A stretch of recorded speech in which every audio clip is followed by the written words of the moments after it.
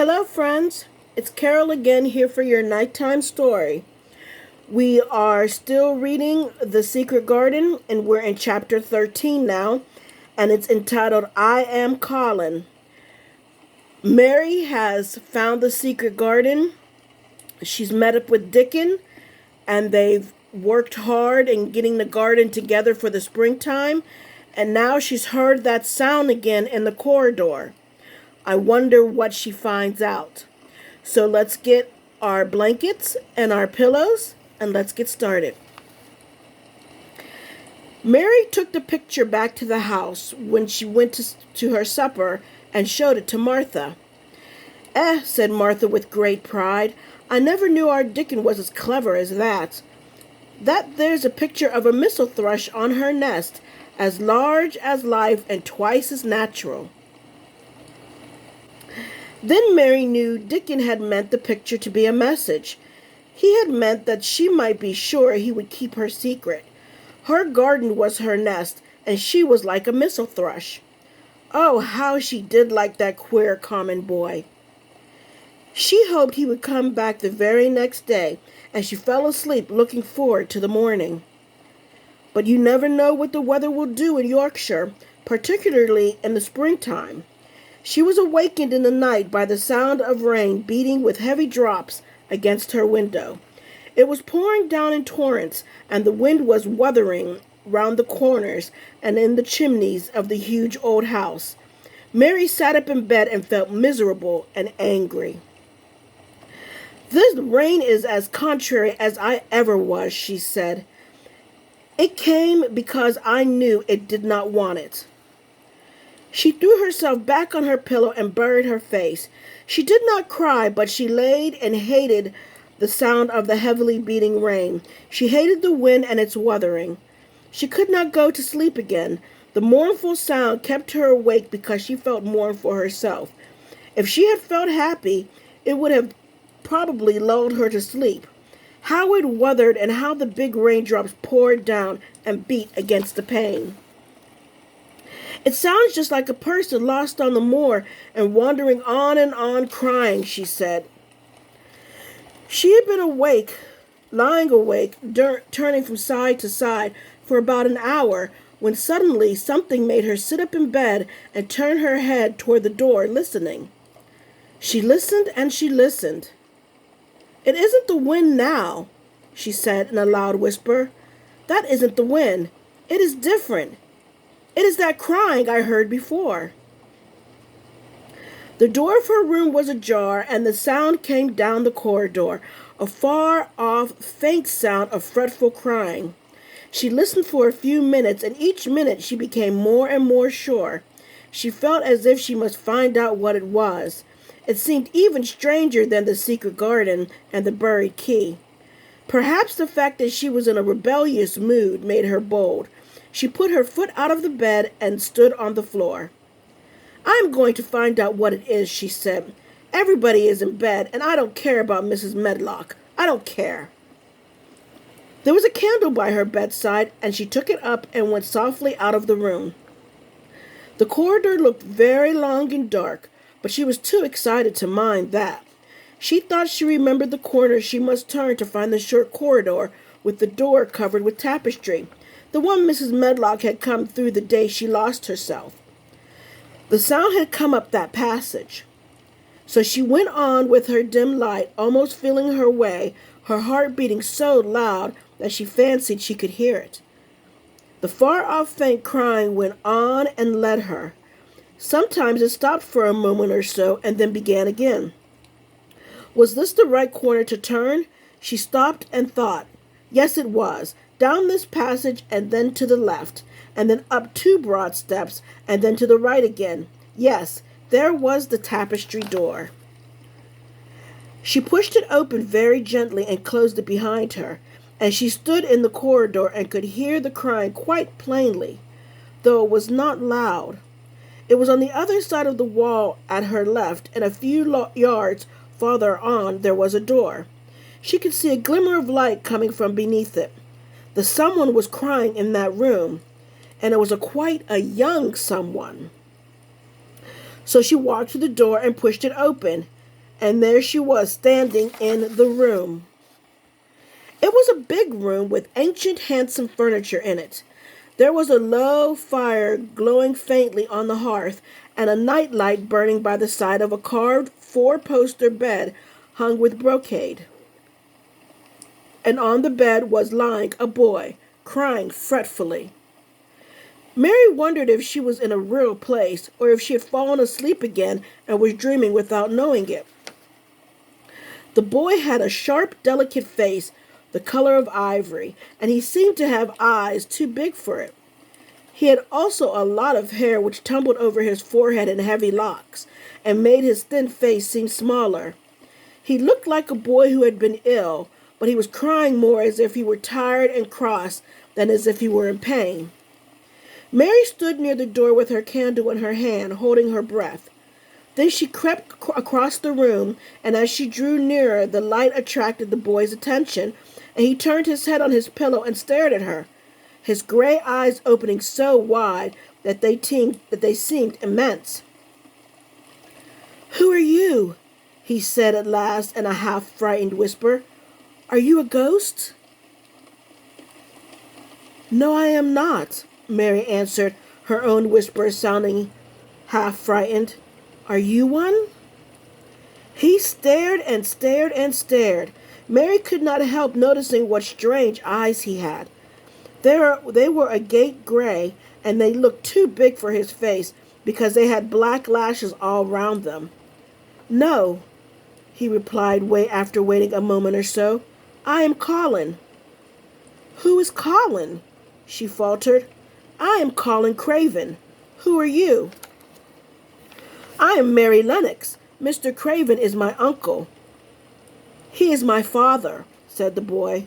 "Your father?" gasped Mary. "No one ever told me he had a boy. Why didn't they?" "Come here," he said, still keeping his strange eyes fixed on her with an anxious expression. She came close to the bed, and he put out his hand and touched her. "You are real, aren't you?" he said. "I have such real dreams very often. You might be one of them." Mary had slipped on a woolen wrapper before she left her room, and she put a piece of it between his fingers. "Rub that and see how thick and warm it is," she said. "I will pinch you a little, if you like, to show you how real I am. For a minute I thought you might be a dream, too." "Where did you come from?" he asked. "From my own room. The wind ruthered so I couldn't go to sleep, and I heard someone crying and wanted to find out who it was." "What were you crying for?" "Because I couldn't go to sleep either, and my head ached. Tell me your name again."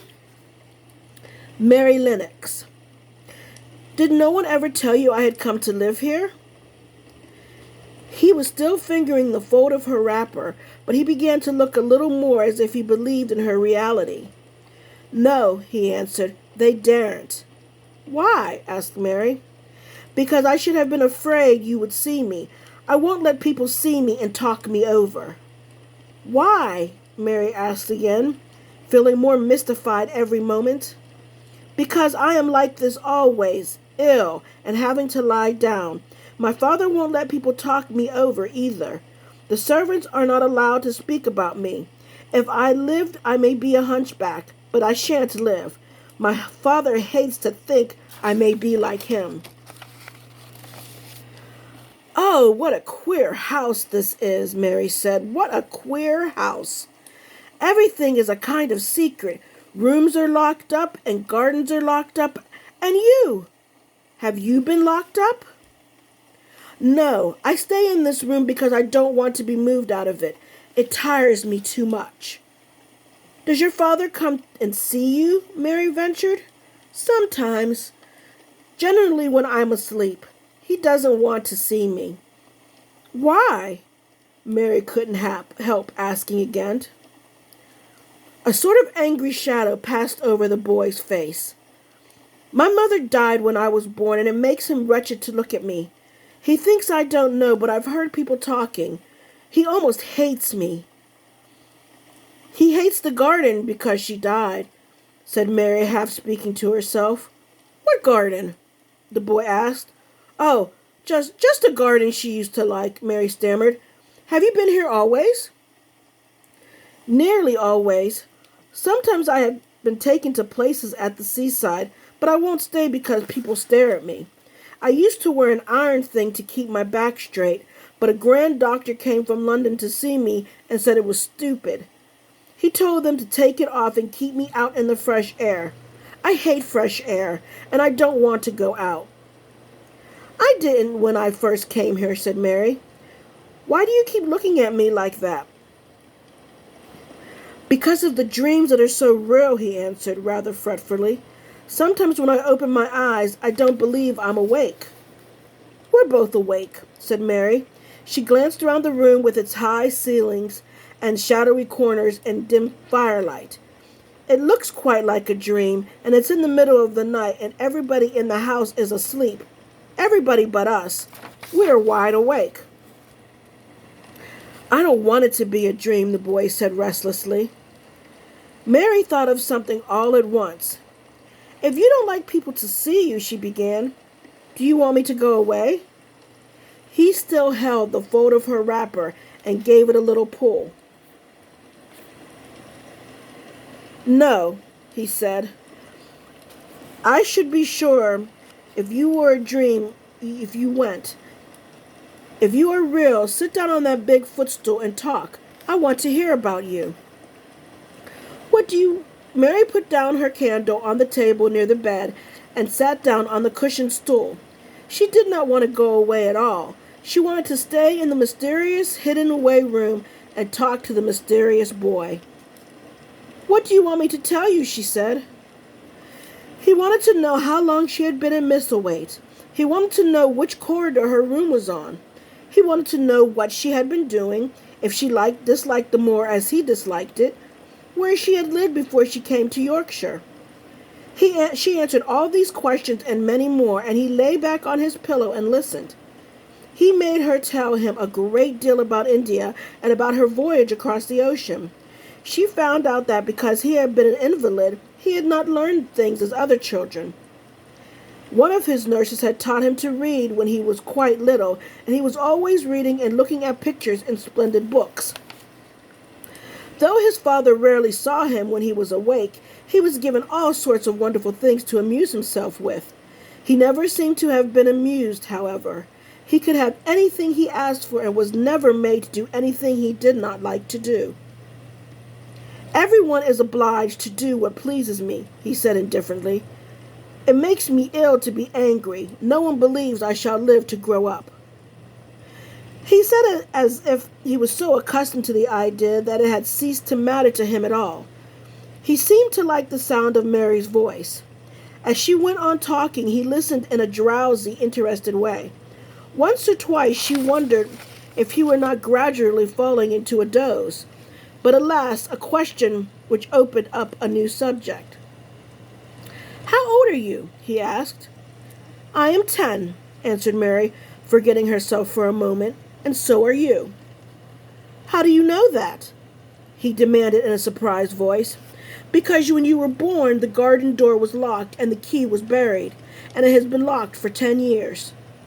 Colin half sat up, turned towards her, and leaning on his elbows. What garden door was locked? Who did it? Where was the key buried? He exclaimed as if he were suddenly very much interested. It was the garden Mr. Craven hates, said Mary nervously. He locked the door. No one knew where he buried the key. What sort of garden is it? Colin persisted eagerly. No one has been allowed to go into it for 10 years, was Mary's careful answer. But it was too late to be careful. He was too much like herself. He too had nothing to think about, and the idea of a hidden garden attracted him as it had attracted her. He asked question after question. Where was it? Had she never looked for the door? Had she never asked the gardeners? They won't talk about it, said Mary. I think they have been told not to answer questions. I would make them, said Colin. Could you? Mary faltered, beginning to feel frightened. If he could make people answer questions, who knew what might happen? Everyone is obliged to please me. I told you that, he said. If I were to live, this place would sometime belong to me. They all know that. I would make them tell me. Mary had not known that she herself had been spoiled, but she could see quite plainly that this mysterious boy had been. He thought that the whole world belonged to him. How peculiar he was, and how coolly he spoke of not living. "Do you think you won't live?" she asked, partly because she was curious, and partly in hope of him making him forget the garden. "I don't suppose I shall," he answered as indifferently as he had spoken before. "Ever since I remember anything, I have heard people say I shan't. At first they thought I was too little to understand, and now they think I don't hear. But I do. My doctor is my father's cousin. He is quite poor, and if I die he will have all of Misselthwaite when my father is dead. I should think he wouldn't want me to live." "Do you want to live?" inquired Mary. "No," he answered in a cross, tired fashion, "but I don't want to die. When I feel ill, I lie here and think about it until I cry and cry." "I have heard you crying 3 times, Mary said, "but I did not know who it was." "Were you crying about that?" She did so want him to forget the garden. "I dare say," he answered. "Let's talk about something else. Talk about that garden. Don't you want to see it?" "Yes," answered Mary in quite a low voice. "I do," he went on persistently. "I don't think I ever really wanted to see anything before, but I want to see that garden. I want the key dug up. I want the door unlocked. I would let them take me there in my chair. That would be getting fresh air.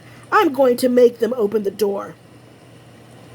He had become quite excited, and his strange eyes began to shine like stars and looked more immense than ever.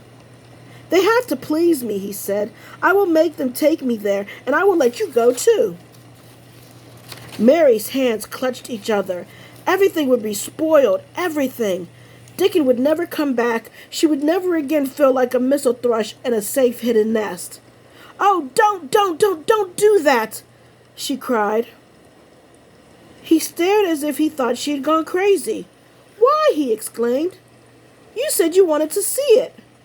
"I do," she answered, almost with a sob in her throat. "But if you make them open the door and take you in like that, it'll never be a secret again." He leaned still farther forward. "A secret?" he said. "What do you mean? Tell me." Mary's words almost tumbled over one another. You see, she panted, "if no one knows but ourselves, if there was a door hidden somewhere under the ivy, if there was, and we could find it, and if we could slip through it together and shut it behind us, and no one knew anyone was inside, and we called it our garden, and pretended that we were missel thrushes, and it was our nest, and if we played there almost every day and dug and planted seeds, and made it all come alive—" "Is it dead?" he interrupted her. "It soon will be if no one cares for it," she went on. "The bulbs will live, but the roses—" He stopped her again, as excited as she was herself.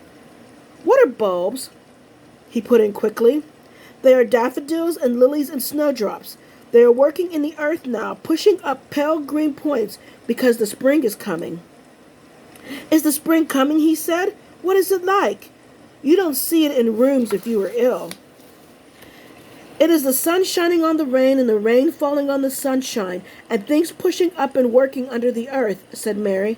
"If the garden was a secret and we could get into it, we could watch things grow bigger every day and see how many roses are alive. Don't you see? Oh, don't you see how much nicer it would be if it was a secret?"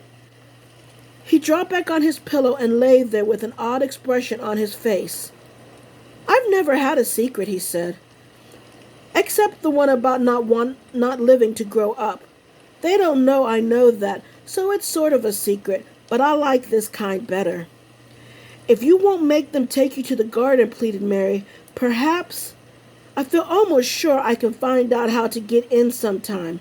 And then, if the doctor wants you to go out in your chair, and if you can always do what you want to, perhaps— Perhaps we might be able to find some boy who would push you, and we could go alone, and it would always be a secret garden."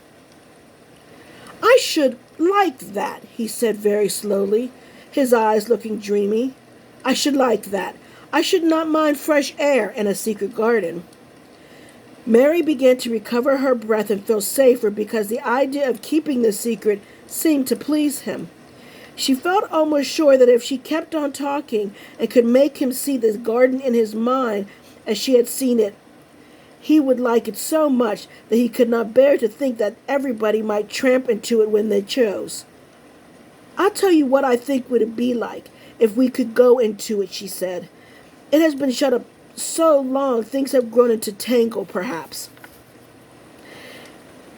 He lay quite still and listened while she went on talking about the roses which might have clambered from tree to tree and hung down, about the many birds which might have built their nests there because it was so safe. And then she told him about the robin and Ben Weatherstaff, and there was so much to tell about the robin, and it was so easy and safe to talk about it that she ceased to feel afraid.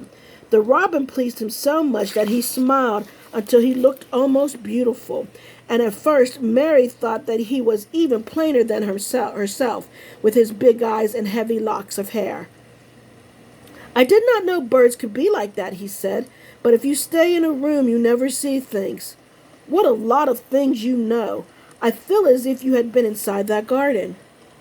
She did not know what to say, so she did not say anything. He evidently did not expect an answer, and the next moment he gave her a surprise. "I'm going to let you look at something," he said. "Do you see that rose-colored silk curtain hanging on the wall over the mantelpiece?" Mary had not noticed it before, but she looked up and saw it. It was a curtain of soft silk hanging over what seemed to be some picture. "Yes," she answered. "There is a cord hanging from it," said Colin. "Go and pull it." Mary got up much mystified and found the cord. When she pulled it, the silk curtain ran back on rings, and when it ran back, it uncovered a picture. It was the picture of a girl with a laughing face. She had bright hair tied up with a blue ribbon, and her gay, lovely eyes were exactly like Colin's unhappy ones, agate gray, and looking twice as big as they really were because of the black lashes all around them. "She is my mother," said Colin complainingly.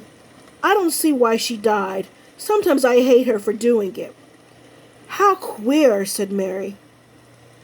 "If she had lived, I believe I should not have been ill always," he grumbled.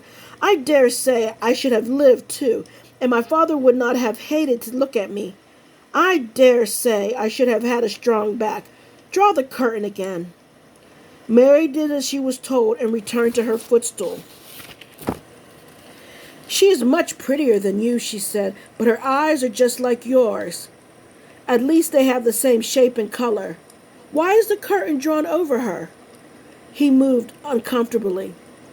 "I made them do it," he said. "Sometimes I don't like to see her looking at me. She smiles too much when I am ill and miserable. Besides, she is mine, and I don't want to see her. I don't want everyone to see her." There were a few moments of silence, and then Mary spoke. "What would Mrs. Medlock do if she found out I had been here?" she inquired. "She would do as I told her to do," he answered. "And I should tell her that I wanted you to come here and talk to me every day. I'm glad you came." "So am I," said Mary. "I will come as often as I can, but," she hesitated, "I shall have to look every day for the garden door." "Yes, you must," said Colin, "and you can tell me about it afterward." He lay thinking a few minutes, as he had done before, and then he spoke again. "I think you shall be a secret too," he said. "I would not tell them until they find out. I can always send the nurse out of the room and say that I want to be by myself. Do you know Martha?" "Yes, I know her very well," said Mary. "She waits on me." He nodded his head toward the outer corridor. "She is the one who sleeps in the other room. The nurse went away yesterday to stay all night with her sister, and she always makes Martha attend to me when she wants to go out. Martha shall tell you when to come here." Then Mary understood Martha's troubled look when she had asked questions about the crying. Martha knew about you all the time, she said. Yes, she often attends to me. The nurse likes to get away from me, and then Martha comes. I have been here a long time, said Mary. I shall go away now. Your eyes look sleepy. I wish I could go to sleep before you leave me, he said rather shyly. Shut your eyes, said Mary, drawing her footstool closer, and I will do what my ayah used to do in India. I will pat your hand and stroke it and sing something quite low. I should like that, perhaps, he said drowsily. Somehow she was sorry for him and did not want him to lie awake, so she leaned against the bed and began to stroke and pat his hand and sing a very low little chanting song in Hindustani. That is nice, he said more drowsily still, and she went on chanting and stroking. But when she looked at him again, his black ashes were lying close against his cheeks, for his eyes were shut and he was fast asleep. So she got up softly, took her candle, and crept away without making a sound. Wow! Crazy! She's met somebody else in the house. And it's Colin, little boy, down the hall. He's the one that's been crying all this time. So what do you think's going to happen next in chapter 14? Well, we'll wait to see. It'll come next week on Tuesday at our regular time at 8 o'clock. So have a great weekend. Enjoy your time. But for now, sleep well and be blessed.